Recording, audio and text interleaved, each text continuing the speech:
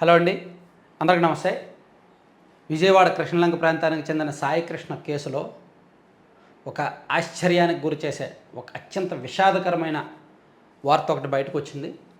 అదేంటంటే Krishnalanka police station పైన terrors మీద కొన్ని ఎముకలు అండ్ బూడిద లభ్యమయ్యాయంట. ఎంత దారుణమైన వార్త చూడండి. ఒక పోలీస్ స్టేషన్లో నిందితుడిని కస్టడీలోకి తీసుకొని లాకప్లో విపరీతంగా కొట్టి టార్చర్ చేసి అతను మరణానికి కారణమై అతని ఆచూకీ కూడా లేకుండా చేసి ఆ బూడిదను అండ్ ఎముకలను టెర్రస్ మీద పెట్టారు. ఇది సిట్ నిర్ధారించింది. ఆ వార్తలు కూడా మీరు చూడండి. ఈనాడులో కృష్ణలంక స్టేషన్ టెర్రస్పై ఎముకలు బూడిద, అవి సాయికృష్ణమేనని అనుమానం. సంచలనం సృష్టించిన గాది సాయికృష్ణ మృతి కేసులో కీలక విషయాలు బయటకు వస్తున్నాయి. తాజాగా కృష్ణలంక పోలీస్ స్టేషన్ టెర్రర్స్పై అనుమానాస్పద మరకలున్న లాఠీతో పాటు ఎముకలు, బూడిద, స్టీల్ బ్రేస్లెట్, ఇతర వస్తువులు దొరికాయి.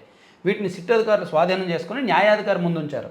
ఆయన సమక్షంలో సీల్ వేసి పరీక్షల నిమిత్తం ఫోరెన్సిక్ ల్యాబ్కు పంపించారు. అవి పోలీస్ స్టేషన్ కస్టడీలో మరణించిన సాయికృష్ణకు చెందినవని సిట్ అధికారులు భావిస్తున్నారు. కోర్టుకు సమర్పించిన సిఐ నాగరాజు కస్టడీ పిటిషన్లోనూ ఈ విషయాలు సిట్ ప్రస్తావించింది. చూసారా ఎంత దారుణమో. ఇదిగోండి, మరకలు ఉన్న లాఠీ, ఎముకలు, బూడిద, కాలిన రిస్ట్ చైన్ స్వాధీనం చేసుకున్నాం. అంటే ఎక్కడ తగలబెట్టారండి వీళ్ళు? అతన్ని కొట్టి చిత్రహింసలు గురి చేసి ఎక్కడ తగలబెట్టారు? పోలీస్ స్టేషన్ పైననేమో. పోలీస్ స్టేషన్ పైన అయితే మంటలు వస్తాయిగా, మేబీ ఎక్కడో తగలబెట్టి మళ్ళీ అక్కడ తీసుకొచ్చారేమో. సో చాలా దారుణం, అత్యంత దారుణమైన విషయం అన్నమాట ఇది. అయితే ఇక్కడ కొత్త అంశాలు, కొత్త ట్విస్టులు బయటకు వస్తున్నాయి. సరే, మే 6వ తేదీన అదుపులోకి తీసుకున్నారు. మేబీ ఒక 4-5 రోజుల పాటు ఇతన్ని విపరీతంగా కొట్టిన సంగతి అయితే సిట్ ధృవీకరించింది. ఇతను విపరీతంగా కొట్టి హింసించి ఒక 3-4 రోజుల్లోనే ఇతను మరణానికి కారణమయ్యారు. ఆ తర్వాత ఏం చేయాలి? డెడ్ బాడీని ఏం చేయాలి? అక్కడ రకరకాల ఆలోచనలు చేసి, సంప్రదింపులు చేసి, చివరికి ఎక్కడికి తీసుకువెళ్ళారో ఏం చేశారో తెలీదు. ఆ కాలిని ఎముకలు, బూడిద మాత్రం స్టేషన్ పైన టెర్రస్ మీద ఉంచారు. ఇక్కడ ఈ మొత్తం కేసులో కీలక పాత్రధారి సిఐ నాగరాజు. ఆయన ఏమంటాడంటే, ఇందులో నా పాత్ర లేదు, నన్ను ఇరికించాలని చూస్తున్నారు అంటున్నాడు. అసలు నా పాత్ర లేదు, నేను చెప్పాల్సినన్ని సిట్కి చెప్పేశాను ముందే. సో నన్ను అంతకు మించి నన్ను ఇబ్బంది పెట్టొద్దు, నాకు ముప్పు ఉంది అని చెప్పి ఆయన పోలీసుల ముందు, కోర్టు ముందు తన వాదనలు వినిపిస్తున్నాడు. ఇదిగోండి, నాకు ప్రాణహాని ఉంది. నాగరాజు కాపు యువకుడు సాయికృష్ణ కేసులో తూర్పుగోదావరి జిల్లా రాజమహేంద్రవరం సెంట్రల్ జైల్లో ఉన్న ప్రధాన నిందితుడు సస్పెండెడ్ సిఐ నాగరాజు తనకు ప్రాణహాని ఉందంటూ విజయవాడ కోర్టుకు రాసిన లేఖ సంచలనం సృష్టించింది. నాగరాజును 8 రోజుల పాటు విచారించేందుకు సిట్కు కోర్టు అనుమతి ఇచ్చిన నేపథ్యంలో ఆయన విజయవాడ కోర్టుకు ఈ లేఖ రాశారు. తాను నిర్దోషినని, సిట్ తనను అన్యాయంగా ఇరికించి భయభ్రాంతులకు గురిచేస్తోందని ఈ లేఖలో పేర్కొన్నారు. న్యాయవాదుల సమక్షంలోనే తనను విచారించాలని, సిట్ టార్చర్ లేకుండా చూడాలని కోరారు.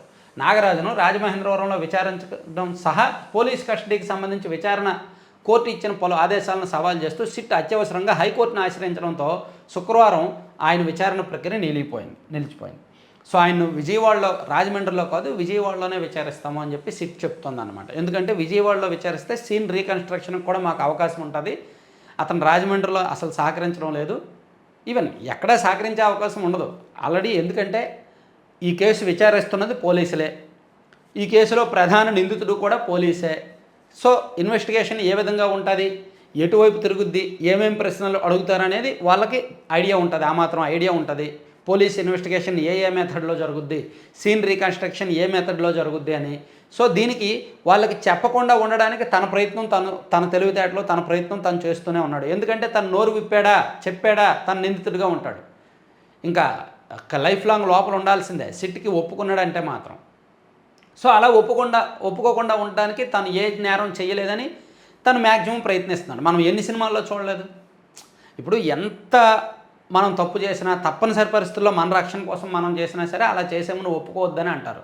ఒప్పుకుంటే అది నేరమే, నేరం రుజువైనట్టే. రుజువైతే లోపలేసేస్తారు, జైలు శిక్ష ఖాయమవుద్ది. సో అందుకు తన ప్రయత్నం తను పూర్తిగా తప్పించుకోవడానికి చేస్తున్నాడు.